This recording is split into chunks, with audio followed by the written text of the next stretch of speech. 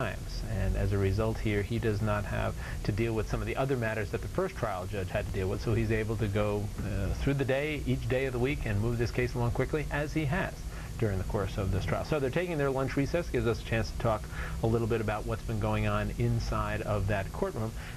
We've been talking with Christine Grillo, but I want to bring in another guest who has been kind enough to join us today. Joining us from Fort Myers, Florida, Aaron O'Brien is a criminal defense attorney down there, former prosecutor also, noted criminal defense attorney. And Aaron, thank you for spending some time with us. We know you've also had a chance to be inside the courtroom during the course of some of this testimony.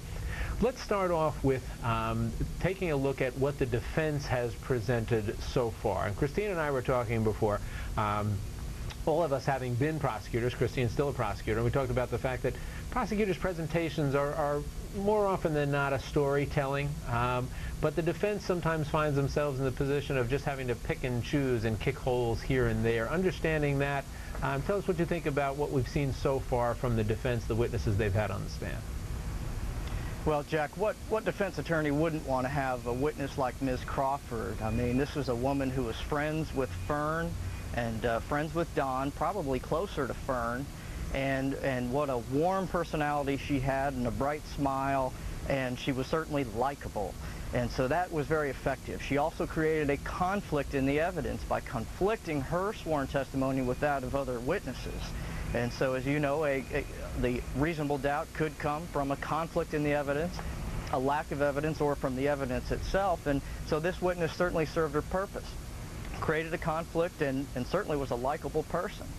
Certainly, I imagine you can say the same thing about Bill Painter, the witness followed up, who we've heard lives with Mary Alice Crawford, also described his relationships there. This is essentially, the prosecutor has indicated, it is a circumstantial case. How then significant do you think these types of witnesses can be, even though they have nothing to do with the alleged shooting itself?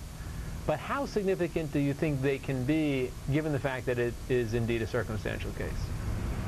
Well, I agree with you. They're more important in a case that's circumstantial because the jury is going to probably conclude that the crime happened at the Morangello's home. And are the circumstances going to convince them beyond a reasonable doubt that it was Don Morangello that committed the crime? So they're going to have to look at extraneous factors and testimony from friends who say, well, we were just on a trip and there was no arguing, and things of that nature are going to be even more important in a case like this than they would be in some other instance.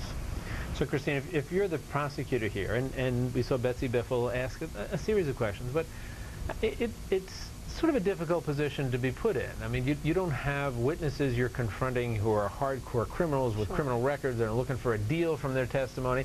They seemed like two very, as Aaron said, lovely people, came into the courtroom, tell what they recalled as best they could. Does it go to the core of the allegations, the shooting death? No, but certainly some nibbling on the edges there. Nibbling, but I have to disagree with Aaron. I truly do. I did not find them to be as effective as he was explaining. I saw them more as taking an opportunity to be on television to perhaps help their friend out.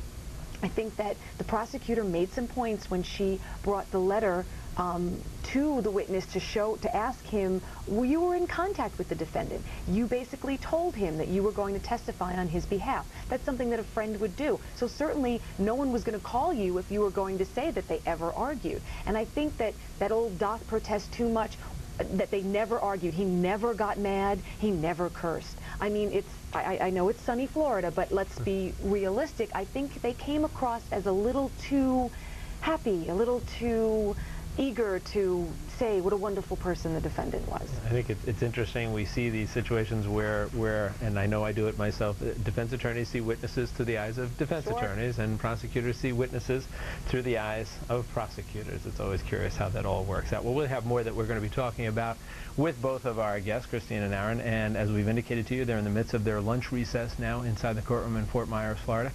They will be back in about an hour to continue the live testimony. The prosecution has rested. The defense has begun their presentation. In the meantime, we're going to step away for a quick break. As we do, here's a look what's coming up later today on Catherine Cryer Live, a revealing look at the search for Natalie Holloway by specially trained CSI divers in Aruba. Plus, a psychic shares her theories about what happened to the missing Alabama